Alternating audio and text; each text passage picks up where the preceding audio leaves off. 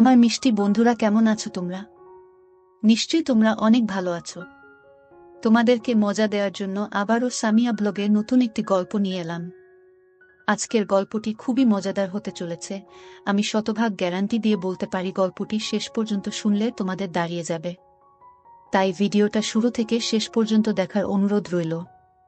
তাহলে কথা না বাড়িয়ে এবার আসল ঘটনা আসি। আমার নাম মানিক, বয়স 20 বছর, থাকি ঢাকার কেরানীগঞ্জে। আমার জীবনে ঘটে যাওয়া সম্পূর্ণ সত্যি একটি ঘটনা আজ আপনাদের সামনে তুলে ধরছি। এখানে এক তিল পরিমাণও মিথ্যে নেই।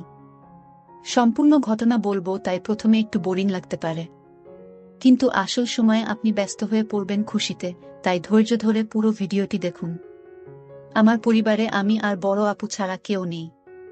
কেউ নেই বলতে আমাদের বাবা আছে, কিন্তু মা মারা গেছে আমার 12 বছর বয়সে। মা মারা যাবার পর বাবা আবার বিয়ে করেন। পাবনা শহর থেকে অনেক দূরে একটা গ্রামে আমাদের বাড়ি ছিল। বাবার বিয়ে আমাদের ভালো লাগেনি, তাই তখনই আপু আমায় নিয়ে ঢাকা চলে আসে। আপুর বয়স 28 বছর। আপু একটি প্রাইভেট হাসপাতালে একজন ডক্টর। ডক্টর বলে আমরা বেশ ভালোভাবে থাকি। আমার আপু খুবই সাদামাটা, সাদাসিধে ধরনের, প্রচুর বুদ্ধিমতী মেয়ে। আপু আমায় মা বাবার মতো আদর দিয়ে বড় করেছে, সবসময় আগলে রেখেছে। তো ঘটনার সূত্রপাত হয়েছে খুবই নাটকীয়ভাবে। আমি ইন্টার শেষ করে বর্তমানে মেডিকেল বিএসসি করছি। আপুর যোগাযোগ থাকায় আপুর হাসপাতালেই সুযোগ পেয়েছি আমি। আপুর সাথে গাইনি ও প্রসূতি ওয়ার্ডে আমি ইন্টার্নি করছি। আমি সেখানে একমাত্র ছেলে, আর এসব আপুর জন্যই হয়েছে। আপুর চোখের সামনে রাখতে পেরে আপু খুব খুশি। আপু আমায় খুব আগলে রাখে, কখনো দূরে যেতে দেয় না, ঘোরাঘুরি তেমন করতে দেয় না। একটা সময় মনে হতো আপুকে ফেলে যাই, কোথাও একা ছাড়ে না। কিন্তু আপু আমায় সব ভুলিয়ে দেয় তার ভালোবাসায়। সারাদিন শেষে বাসায় এসে যখন মনে পড়ে আপু ছাড়া আমার আর কেউ নেই, তখন আপুকে ছাড়া কিছুই ভাবতে পারি না জীবনে। আমার আপু সাধারণ পোশাকি মেয়ে, বাংলাদেশি মেয়ে হিসেবে 3 পিচ পরে। মাঝে মাঝে সালোয়ার বাদ দিয়ে টাইস পরলেও ওড়না ছাড়া কখনো থাকে না। চশমা পরে আপু। অনেকে দেখলে পরিমণির কথা মনে পড়ে যাবে তাদের। তবে আপুর চেহারায় সুইটনেস অনেক বেশি, যে কেউ দেখলে পাগল হতে বাধ্য। আপু বেশি টাইট ড্রেস না পরলেও তাকে আবেদনীয় লাগে প্রচণ্ড। তো ঘটনা খুব ধীর স্বভাবের ঘটে আমার জীবনে। কথায় আছে, ভালো জিনিস দেরিতেই আসে। আমি সায়েন্সের স্টুডেন্ট হওয়ায় শারীরিক সব সম্পর্কে জানা স্বাভাবিক। তার উপর মেডিকেল পড়ছি। তবে কখনো আমি মাস্টারবেট করিনি। আমি আগে কোনো নারীর দেহ দেখিনি। তো একদিন হঠাৎ একটা ইমার্জেন্সি কেস এলো। একজন 18 বছর বয়সী মেয়ে জরায়ুর সমস্যায় ব্যথা নিয়ে এসেছে। তাকে এনে তাড়াহুড়ো করছে সবাই। সেদিন আবার নার্স ডাক্তার কম ছিল। তো আমাকে নিয়েই ওটিতে আপু ঢুকে গেল। সাথে আরও 2জন নার্স ছিল। আমরা সব ড্রেস পরে রেডি হয়ে ওটিতে যাই। আপু ঢোকার সময় বলল, আজ অনেক কিছু শেখার আছে, মনোযোগ দিয়ে খেয়াল করবি। যেই দেখি মেয়েটাকে শোয়ানো, খুব কান্না করছে। 2জন নার্স ওটি রেডি করছে। আমরা ঢুকতে আপু আগে মেয়েটার সামনে কপালে ছুঁয়ে দেখল। তারপর আমাকে বলল, ডক্টর মানিক, চেক হার পালস। আমি চেক করলাম, অনেক বেড়ে গেছে। সাধারণত এমন অবস্থায় অজ্ঞান করতে হয়। আপু গিভ হার এনেস্থিসিয়া। আমি এনেস্থিসিয়া রেডি করে হাতে দিতে যাচ্ছি। এমন সময় আপু ধমক দিয়ে বলল, কি করছো এসব ডক্টর? পালস রেট বেড়ে গেলে হাতে দেওয়া যাবে না। Do it on her hip. আমি হা করে তাকিয়ে আছি আপুর দিকে। মেয়ে মানুষ, আমি কি করে দিব ভাবছি। তখন আপু আবার বলল, হারি আপ। আমি মেয়েটার দিকে তাকাতে মেয়েটা করুণ চেহারা নিয়ে আমায় দেখছে, যেন যা করি তাড়াতাড়ি করি। আপু আমায় তারপর দাঁড়িয়ে থাকতে দেখে একজন নার্সকে বলল এনেস্থিসিয়া দিতে। তখন এক সিনিয়র নার্স এসে আমার হাত থেকে এনেস্থিসিয়া নিয়ে ফিসফিস করে বলল, ভয় পেও না, দেখো। বলে সে মেয়েটার সালোয়ার নামিয়ে দিল। মেয়েটাকে দেখে ভালো উচ্চ পরিবারের মনে হচ্ছে। মেয়েটা কোনো বাধা দিচ্ছে তো না, উল্টো কোমর শূন্যে তুলে দিলে যেন খুলতে সুবিধা হয়। প্রথমবার কোনো জীবিত মানুষ, তাও একটা মেয়েকে এমন দেখলাম। মেয়েটাকে নার্স আরও ঘুরিয়ে কাত করে এনেস্থিসিয়া দিয়ে দিল। এমন দেখে আমার বুক ধুকপুক করছিল। মেয়েটা এদিকে জ্ঞান হারিয়েছে। বাকি নার্স এসে দ্রুত আমায় অবাক করে দিয়ে মেয়েটার পুরো খুলে দিল। আমার খুব লজ্জা পাচ্ছিল। এমন সময় আপু আমার পাশে এসে দাঁড়াল। লাল চোখ করে তাকিয়ে আছে। মাস্ক পরে থাকায় চোখ ছাড়া কিছু দেখছি না। আপু মেয়েটার সামনে গেল। আপু আমার দিকে তাকিয়ে বলল, কাম উইথ মি। আমি 5 নং কেচি নিয়ে আপুর পাশে গেলাম। আপু তখন স্বাভাবিক গলায় বলল, দিস ইজ। এইভাবে শুরু হলো আমার শিক্ষা। আপু আঙুল দিয়ে ধরে সরিয়ে সরিয়ে দেখাচ্ছিল ও একটা ক্যামেরা পাইপ হাতে নিল। আমি একটু থমকে গেলাম। আপু এবার ধমক দিয়ে বলল, যদি কাজ করতে ভালো না লাগে বের হয়ে যান। আপনাকে পেশেন্টের শরীর চেনাতে আনিনি।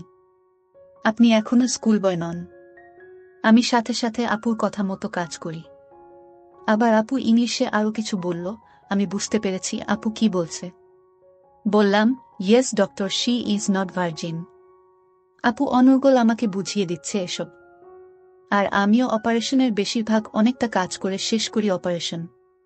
শেষ সেলাইটা আমাকে দিয়েই করায় আপু। আমার হাত কাঁপছিল, কিন্তু আপু আমায় হাত ধরে শিখিয়ে দেয় আর ভয় করেনি শেষে। মুহূর্তের জন্য আপু আমার আপন বোন ভুলেই গেছিলাম। শেষ করতেই নার্সেরা পরিষ্কার করে পেশেন্টের এপ্রন পরিয়ে দিল। আমি জীবনে প্রথমবার এসব দেখলাম। আপু আর আমি মেয়েটার বিষয়ে মেডিকেলি কথা বলতে বলতে বের হলাম ওটি থেকে। তখন মেয়েটার সামনে বাবা মা এলো। আপু খুব শান্তভাবে তাদের বুঝিয়ে বলল, সব ঠিক আছে। ওর অপারেশন সাকসেসফুল। তবে ওকে রিকভারি করতে 1 মাস সময় লাগবে। এখানে ভর্তি থাকতে হবে। এরপর সুস্থ। মেয়ের মা বলল, ওর কোনো সমস্যা নেই তো? আপু, না না। তবে ওর ইনফেকশনের কারণে ওর ভার্জিনিটি অনেক আগেই নষ্ট হয়ে গেছে। খুব ভালো মেয়েও। ভাগ্য ভালো সামান্যতে সেরেছে। নয়তো এমন কেসে ক্যান্সার হয়ে যায়। আপনারা খুব দ্রুত বিয়ের ব্যবস্থা করবেন। ওনারা আশ্বাস পেল একটা শুনে। তবে আমি বুঝলাম আপু ওর ভার্জিনিটি নিয়ে মিথ্যে কেন বলল। সেদিন কাজ শেষে বাসায় ঢুকলেই আপু বলল, জলদি ফ্রেশ হয়ে আয় খেতে। আমি মনে মনে ভয় পাচ্ছিলাম। গোসলে করতে ঢুকলাম বাথরুমে। গোসল শেষ করে বের হয়ে ড্রেস পরি। তো সেদিন তাই করি। বের হতেই সামনে আপু। আমরা দুজনেই কয়েক সেকেন্ড অবাক হয়ে দাঁড়িয়ে আছি। হঠাৎ সম্বিত ফিরতেই তোয়ালে দিয়ে ঢাকলাম ও আপু হুট করে পিছন ফিরে বিষয়টা চাপা দিতে বলল, এত সময় লাগে গোসল করতে? তাড়াতাড়ি আয় খেতে। বলেই আপু বেরিয়ে গেল। আমি দ্রুত দরজা লাগিয়ে বিছানায় বসে পড়ি। প্রচণ্ড লজ্জা লাগছে। আপুর সামনে এমন অবস্থায় আমার বহিঃপ্রকাশ খুবই লজ্জাকর। আবার আপুর ডাক ডাইনিং রুম থেকে। আমি দ্রুত প্যান্ট শার্ট পরে নিচে নামলাম। আপু টেবিলে খাবার লাগিয়ে বসে আছে। আমি চেয়ারে বসলাম। লজ্জায় আপুর দিকে তাকাতে পারছি না। কিন্তু আমার আপু প্রচণ্ড বুদ্ধিমতী, তা আবার প্রকাশ করল। এই বিষয়টা ভোলাতে বলল, ওটিতে এমন খামখেয়ালি হলে সমস্যা হবে। এমন করলে চলবে না। আজ এমন করলি কেন বলতো? আমি কোনো কথা বলছি না ভয়ে। আপু, একটা কথা জিজ্ঞেস করছি। আমি সরি আপু। আগে কখনো ওটিতে ঢুকিনি। তার উপর প্রথমবার কোনো মেয়েকে বলেই চুপ করে গেলাম। আপু কিচ্ছুক্ষণ চুপ থেকে বলল, শোনো আমার দিকে তাকা। আমি তাকালে আপু খুবই স্নেহময় হয়ে বলল, শোনো, পেশেন্ট কখনো ছেলে বা মেয়ে হয় না। যখন তুই ডাক্তার তখন তোর সামনে জাস্ট একটা বড়ি। তখন তা তোর উপর ভরসা করা একটা বড়ি। তুই অন্য কিছু না ভেবে কাজে মন দে। আরও অনেক কিছু আপু বুঝিয়ে দিল। সব কথা শেষে বলল, কোনো প্রশ্ন আছে? আমি, যদি কিছু মনে না করো তাহলে একটা কথা বলি। আপু, বল। আমি মেয়েটার বাবা মাকে মিথ্যে কেন বললে আপু? আপু মুচকি হেসে বলল, মেয়েটা প্রচণ্ড ভয়ে ছিল। এমনিতেই জরায়ুর মতো বড় সমস্যা। তার উপর যদি এই সত্যিটা সামনে আসতো তাহলে খুব খারাপ হতো ওর জীবনে। একটা মেয়ের কাছে ইজ্জত সবচেয়ে জরুরি, আর ইজ্জত হারালে জীবন থাকার মানে নেই। সমাজে অবহেলিত, বাবা মার অসম্মান, বিয়ে না হওয়া, আরও কত সমস্যা। কিন্তু এখন বিষয়টাকে অসুস্থতাজনিত করে দিয়েছি বলে ওর ভবিষ্যৎ আর ঝুঁকিতে পড়বে না। বুঝেছিস? আমি, জি আপু। আপু কয়েক মুহূর্ত তাকিয়ে রইল আমার দিকে। এরপর কয়েকদিন আপুর হঠাৎ মনে হলো আপুর মনটা খারাপ। প্রায় আনার দিকে তাকায় ও মনটা ভারী করে ফেলে। একবার আমি বললাম, আপু, কি হয়েছে তোমার? মন খারাপ কেন? আমার কোনো কাজে তুমি বিরক্ত? আমি আর ভুল করব না আপু, প্লিজ আপু। আপু কথা না বলে আমায় অবাক করে হঠাৎই জড়িয়ে ধরল তার বুকে। আগে কোনোদিন আপু আমায় এমনটা করেনি। এই প্রথম এমনটা হওয়ায় যেমন অবাক, ঠিক তেমনি মনে হলো পৃথিবীর সবচেয়ে শান্তির জায়গা পেয়েছি। দেখি আপু ঘন ঘন নিঃশ্বাস নিচ্ছে। হঠাৎ তখনই সেই মেয়েটার ড্রেসিং করাতে এলো। আমাদের এই বিষয়টা অবশ্য কেউ দেখেনি, আর দেখলেও সমস্যা হতো না, কারণ সবাই জানে আমরা ভাই বোন। ভাই বোন জড়িয়ে ধরা স্বাভাবিক, কিন্তু আমি চমক থেকে সরতে পারছি না। আমরা ওটি রুমে যেতেই আপু বলল, ডক্টর মানিক, আজ আপনি ড্রেসিং করবেন। Prepare for dressing. আমি আপুকে আর কষ্ট দিতে চাই না বলে মন ঠান্ডা করে রেডি হয়ে শুরু করলাম। একদম প্রফেশনালি মেয়েটার সামনে গেলাম। মেয়েটা আপুর দিকে তাকাল। আপু বলল, he is a doctor. No problem. ডাক্তারের কাছে লুকানোর কিছু নেই। আপুর কথা মতো সব কাজ করলাম, একটা ভুলও করলাম না। সব শেষে মেয়েটা আপুকে বলল, ডক্টর, আপনার সাথে একটা গোপনীয় কথা ছিল। আপু, আমি জানি কি বলবে। রোগের কারণে বিষয়টা চাপা দেয়া গেছে। এমন অনৈতিক কাজ আর করোনা আর প্রোটেকশন ব্যবহার খুবই জরুরি। মেয়েটা আপুর হাত ধরে ধন্যবাদ জানাল। এর পরের দিন মেয়েটার ড্রেসিং আমিই করিয়েছি। হঠাৎ মেয়েটার নজর খেয়াল করলাম, সে আমায় দেখছে। আমি আপুকে বললাম, আমি আর মেয়েটার ড্রেসিং করতে চাই না। আপু, কেন? আমি এমনি। আপু শুনে খানিক বিরক্ত হয়ে আমার দিকে তাকিয়ে মুচকি হেসে বলল, আচ্ছা, আমি দেখছি। পরের দিন থেকে আর মেয়েটার ড্রেসিং আমি করিনি। সাধারণত আমার ডিউটি ক্লাস সকাল 10টা থেকে। আপু আমার আগেই 8টায় যায়। তো হঠাৎ একদিন সকালে আমি হাসপাতালে গিয়ে আপুকে দেখে চমকে যাই। কারণ আপু আজ এক ভিন্ন নারী হয়ে আমার সামনে প্রকাশিত। আপু টাইট ফিটিং একটা সাদা 3 পিস পরা, যার কামিজ আপুর সচরাচর পরা কামিজ থেকে অনেক টাইট, আর সাথে সাদা টাইট টাইস পরছে। আপুকে দেখে কখনোই আমি খারাপ কিছু মনে আনিনি, কিন্তু হঠাৎ আপুকে এই অবস্থায় দেখে বুকে অজানা এক কৌতূহল হতে লাগলো। কেন জানি না, শুধু আপুর দিকেই চোখ চলে যাচ্ছে আমার। আশেপাশের সবাই আপুকে নজরে দেখে চলেছে। পুরুষদের সামনে থাকার সময়, আপুর ঝুঁকে আসার সময় বুকের দিকে তীক্ষ্ণ দৃষ্টি নিয়ে তাকায়। আমার এই বিষয়টা মোটেও ভালো লাগলো না। মনটা খারাপ হয়ে গেল। বাসায় এসে আমি আপুর সাথে কথা না বলেই রুমে গিয়ে শুয়ে পড়ি। রাতে খেতে ডাকলে আমি কোনো কথা না বলে খেয়ে চলে আসি রুমে। এদিকে আপুও এমনই ড্রেস নিয়মিত পরতে লাগল। আপুকে অনন্য সুন্দরী লাগে, তাতে কোনো সন্দেহ নেই, কিন্তু আপুর প্রতি কারো খারাপ নজর আমায় কেমন একটা রাগী করে তুলে। এমন চলতে চলতে হঠাৎ একদিন দেখি আপু আমায় আরো অবাক করে দিল। আপু এত টাইট কামিজ ও টাইস পরেছে যে বিগত কয়দিন তা কিছুই ছিল না। আমার বুকে অজানা এক ভালো লাগা কাজ করছিল। বারবার আপুর দিকে চোখ যাচ্ছিল। আমি কয়েকবার মনকে বোঝাতে চেয়েছি যে আমার বোনকে এভাবে দেখা যাবে না, কিন্তু চোখ সরে না। অন্যরা এমন নজর দেয় আমার বুক ফেটে যায়। তাই আমি খুব কষ্ট পাই। তো সেদিন বাসায় আসার পর আমি খেয়ে রুমে চলে যাই। কিছুক্ষণ পর দরজায় নক করল। আমি দরজা খুলতেই আপু। আমি মাথা নিচু করে আছি। আপুকে রে, কি হয়েছে তো? আমি কোনো কথা বললাম না। আপু আমাকে নিয়ে বিছানায় বসাল ও পাশে বসল। আপু, সমস্যা কি? কদিন ধরে মনমরা মনে হচ্ছে। আমি, কিছু না আপু। আপু, কিছু তো একটা হয়েছে। আপুকে বলবি না? আমি কেমন যেন ভয়ডরহীন হয়ে বলতে লাগলাম। আমি তোমার দিকে সবাই কেমন খারাপ ভাবে তাকায়। আমার এটা ভালো লাগে না। আপু অনেকখানি বিস্মিত হয়ে বলল, মানে? আমি, এই যে কদিন ধরে তুমি একটু ভিন্ন পোশাকে আছো, সবাই হা করে তাকিয়ে থাকে খারাপ নজরে। আমার ভালো লাগে না। আপু মুচকি হেসে বলল, এটা তোর সমস্যা? কেন তোর এই ড্রেসে আমায় দেখতে বাজে লাগে? আমি, না তো। আমি তো তা বলিনি আপু। তোমার সব পোশাকেই দারুণ লাগে, কিন্তু হঠাৎ এমন দেখে আমার একটু অদ্ভুত লাগছে। আপু, তাহলে বাজে মেয়ে মনে হচ্ছে? ছিছি, কি বলছো এসব আপু? তুমি আমার মা, বাবা, বোন, সবকিছু। তোমায় আমি বাজে কেন মনে করব? আর পোশাকের স্বাধীনতা সবার আছে।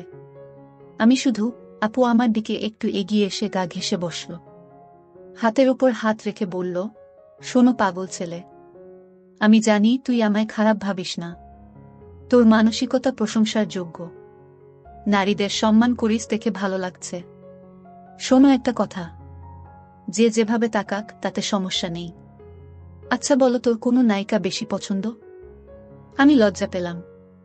আপু বলল, লজ্জার কিছু নেই, আমি কেট উইন্সলেট।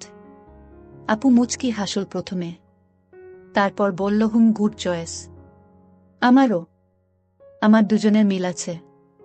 তাহলে শোনো, যখন তার মুভি দেখিস, ফলো করিস, তখন কি তার সৌন্দর্য ভালো লাগে না? বিউটি লুকে যখন মুভি করে বা সোশ্যাল মিডিয়ায় আসে তখন ভালো লাগে না? আমি কিভাবে উত্তর দিব বুঝতে পারছি না। তখন আপু অভয় দিয়ে বলল, লজ্জা পাবি না, আমি তোর বোন। বোনের কাছে সব বলা যায়। আমি ভালো লাগে। আপু, এটাই সবার কাছেও এমন। একটা মেয়ে যখন হট লুকে প্রকাশ পায় মানুষ তো তাকাবেই। তাই বলে কতজনের তাকানো থামাবি? আর মানুষ সেটাই দেখে যেটা দেখার মতো, যা সুশ্রী বা বিশ্রী। এখন আমি তোর কাছে বিশ্রী বা সুশ্রী এটা তুই জানিস। আমি? না না আপু, তুমি দুনিয়াবি সবচেয়ে সুন্দরী। আমার পরি তুমি আপু। আপু, তাই নাকি? এবার খুশি? আমি খুব খুশি। আপু, তাহলে আপুকে একটা মিষ্টি হাত দে। আমি সাথে সাথে আপুকে জড়িয়ে ধরলাম। আপু আমায় বুকে জড়িয়ে কপালে একটা চুমু দিল। বলল, তুই কখনো রাগ করে মনমরা হয়ে থাকবি না। আমার ভালো লাগে না। তুই আমার জীবনের সবকিছু। তোর জন্যই আমি এত শত কিছু করছি। তোর কোনো সমস্যা হলে, কিছু লাগলে আমায় বলবি, আমি সব পূরণ করব। আমি বুঝলাম আপু আমায় খুব ভালোবাসে। ইদানিং আমায় বকেও না, খুব আদর করে। আর এই আলাপচারিতায় আমি আপুর অনেকখানি কাছে চলে এসেছি। এদিকে আমার মনে এক অনাকাঙ্ক্ষিত ইচ্ছে জেগে উঠল। বুঝলাম না কেন। আপু, এখন ঘুমা, কাল একটা অপারেশন আছে। আমি, আচ্ছা। আপু চলে যাচ্ছে। দরজায় গিয়ে হঠাৎই আপু ফিরে চেয়ে মুখে একরাশ হাসি নিয়ে বলল, আমার ভেজা বেড়ালটা এখনো খুবই কিউট।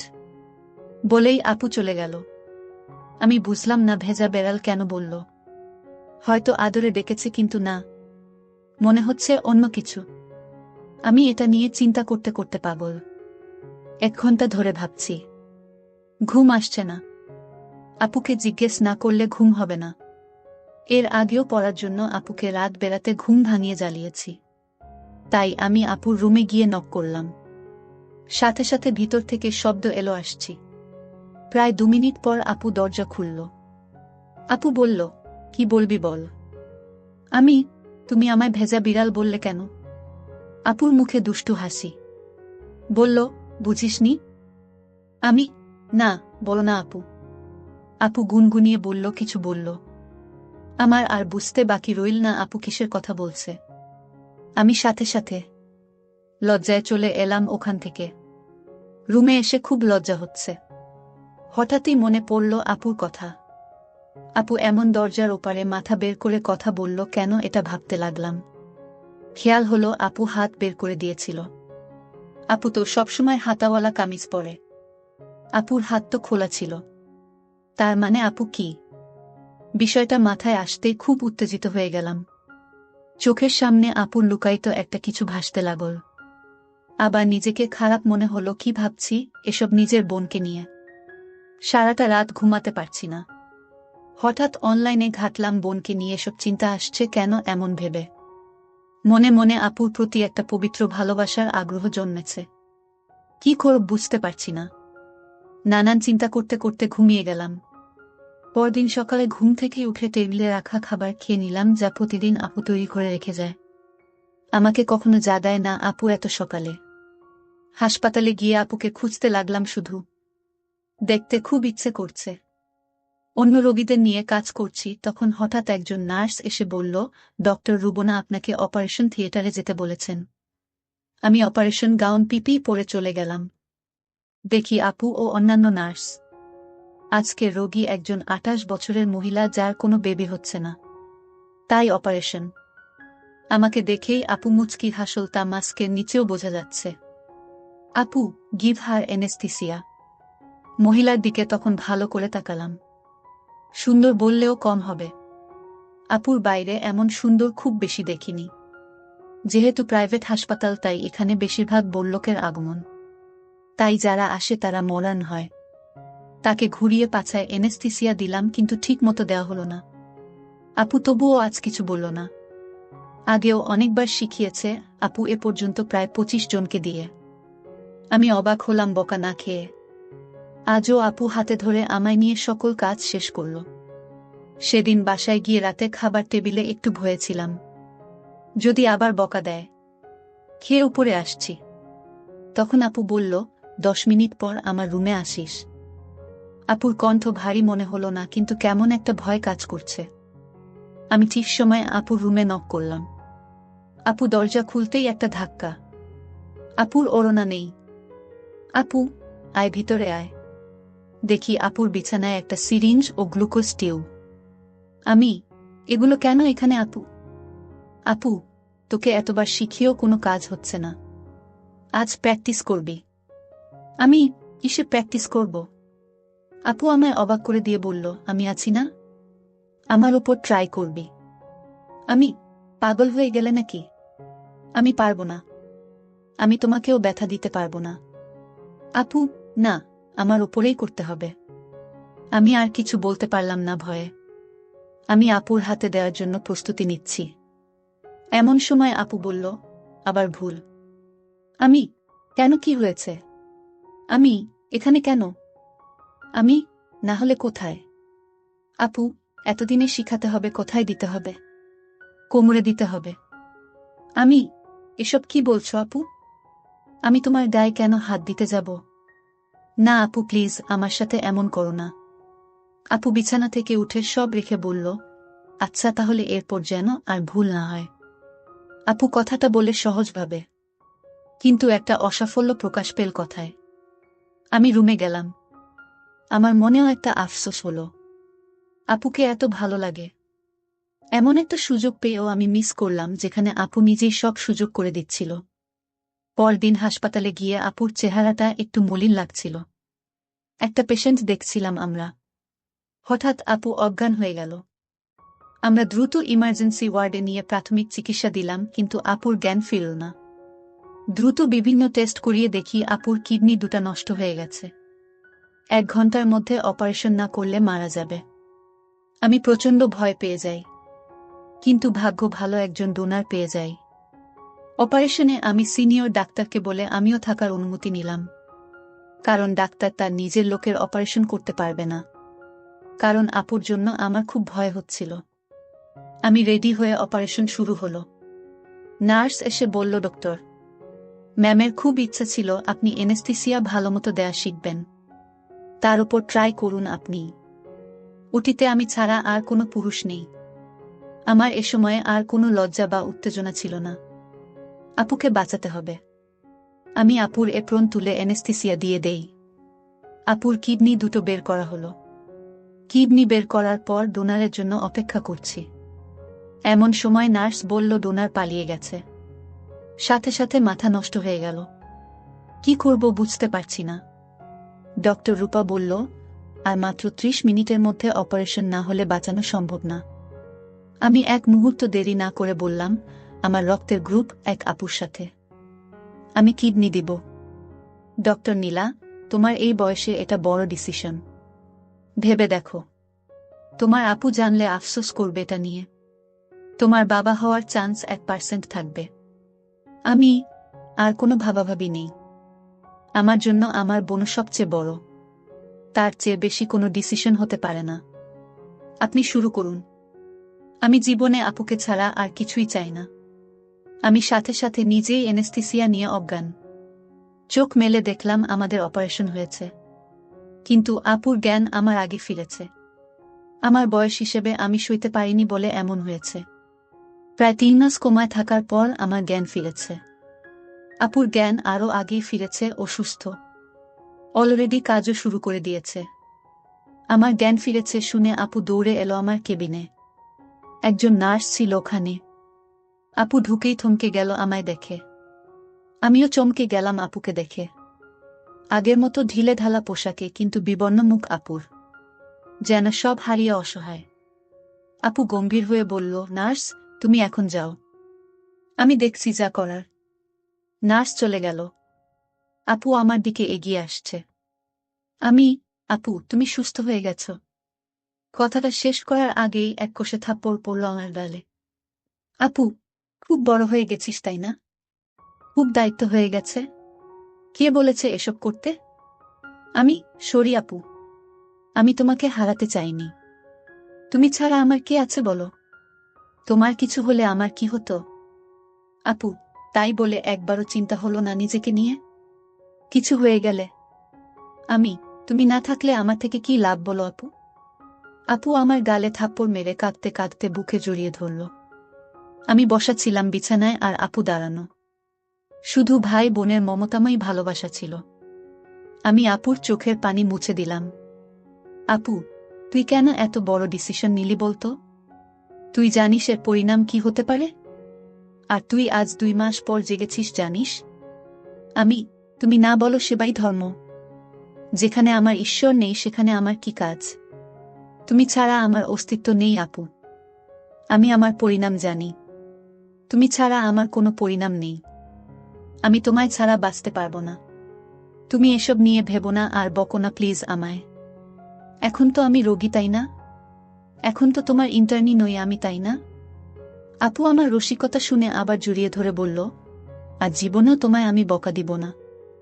আর কোনোদিন তোমায় কষ্ট পেতে দিব না, আমি কথা দিলাম। আমি, আরে আপু আমি মজা করছিলাম। সিরিয়াস হয়ো না। আপু আমার হাত ধরে সিরিয়াস হয়ে জলজল চোখে বলল, কিন্তু আমি সিরিয়াস। তোমার জীবনে আমি বেঁচে থাকতে কোনো কষ্ট হবে না আমার ভাই। তুমি আমার সবকিছু। তোমার কিছু হলে আমি বাঁচতে পারবো না। আমায় বাসায় আনা হলো। আপু লিভ নীল যতদিন সুস্থ না হয় তার জন্য। হঠাৎ খেয়াল পড়ল একদিন যে আপুর শরীরে বিন্দুমাত্র পরিবর্তন হয়নি।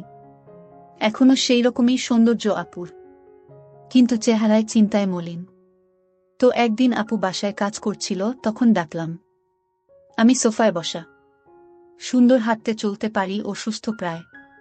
আমিও দেখতে দেখতে সুস্থ হয়ে যাই আপুর অক্লান্ত পরিশ্রম ও সেবায়। তো যেদিন আমরা আবার জয়েন করব সেদিন আপু যথারীতি চলে যায় আগেই। আমি উঠে নাস্তা করে যাই হাসপাতালে। অনেকদিন পর কেমন নতুন লাগছিল সবকিছু।